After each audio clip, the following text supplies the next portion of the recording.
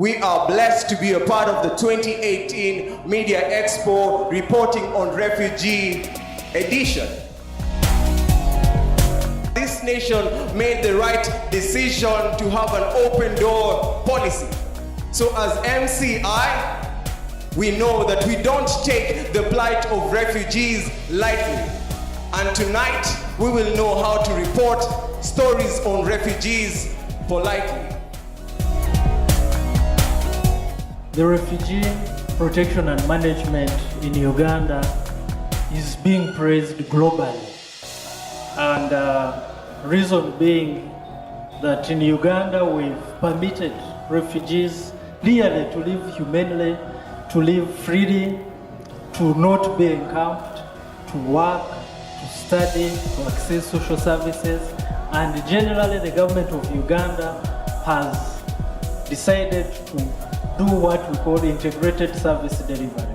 So as government, when we are doing or delivering services, we not only serve Ugandans, but also refugees. Where refugees are living with host communities, these services are delivered in an integrated manner. Last year we were focusing on women in media, and we had a lot of conversations here talking about how can media best cover women issues.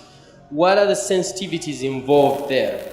And us as journalists being able to put ourselves on the chopping board and assess ourselves and say how can we do better. This year we switched to focus on refugee stories. And if you're following the global trends of migration, you know that the media does a good job to tell stories. But also we have a long way to go because of the way refugees are depicted either as a burden or as terrorists or as people in need who are desperate in our countries. And that kind of frames the public narrative. What do you call a refugee in your vernacular language? What is a refugee in your vernacular language? Yes. We call them Empunji in Runyankore. Empunji in Runyankore. How about in Uganda? Abanoonyi b'obubudamu oba ababundabunda. Ababundabunda. Which means, my language, I come from Kisoro, we have a Fumbira, and we call them Impunzi. Impunzi are people who are wandering, individuals who are walking around aimlessly, individuals who don't know where they are going. But is that the characterization of what the media in Uganda portrays them to be? It's really important in a refugee coverage to check the facts and be neutral. These are normal journalistic principles, but when you're talking about refugees, you're actually really affecting human beings. One of the things about refugees is that you require to speak to the refugees themselves to get their stories. This narrative that someone else is going to become their spokesperson, these are human beings who have their stories to tell by themselves. For you to become a spokesperson of a refugee when you have not experienced what they have gone through, it makes them part of the background instead being of part of the front in terms of telling of their stories. Yeah. And to me, that's the most important part. And for that, we have to come out the breaking news syndrome. We tend to, just follow what is trendy, what makes good headline. What the global media is focusing on is a news, and if your news is not a breaking news or doesn't qualify as a breaking news, it's not good enough. We really need to come out of the syndrome, and you have the power to make a news breaking news. We are in the state of dynamic changes in information and media technologies.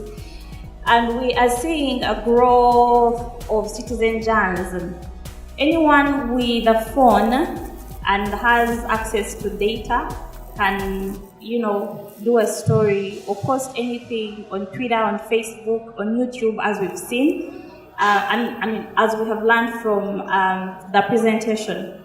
For me, that presents an opportunity to all of you in this room, particularly the students. Let us not simply focus on the fact that these refugees are here, they need help. Let us also focus on why are they here.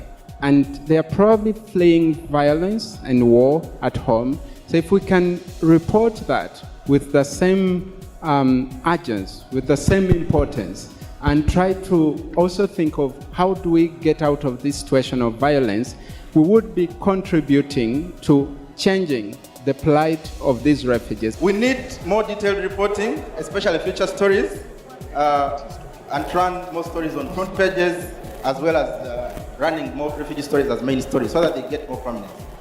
We also are recommending for more stories on the lives of refugees as people, not specifically the issues that they are facing, so that we get to understand them more as human beings. We're also recommending more empowerment for journalists to better understand and report on refugee issues, which I believe this effort that together you are doing is going to explore. But the refugee response cannot work unless there is a strong partnership from many actors, including the media.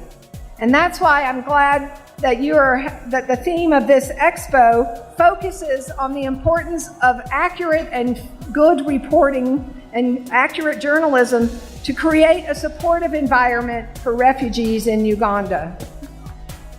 Now, there is a lot that the media community can be proud of in terms of covering refugees.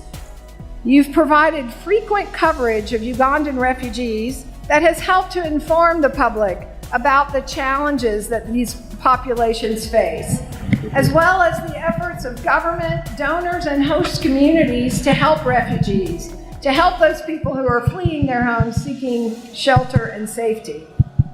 And you've done this in a difficult environment. Journalists reporting on refugee issues often face harassment and intimidation, and yet, as in other cases and other instances, you've continued to show courage to report on these issues. Now, the question I want to ask is, how can the media make an even better and bigger positive impact? While the high frequency of stories has been positive overall, I would encourage you members of the media to provide more in-depth analysis in stories rather than writing shorter stories that sometimes leave important issues unaddressed or only create a very thin, superficial understanding of the issues. As a positive note, I think that a lot of young people here have a wonderful future. Be engaged, rise above a lot of the soundbite thinking, be that more creative student, that more intellectually engaged, analytical student, and the future is bright.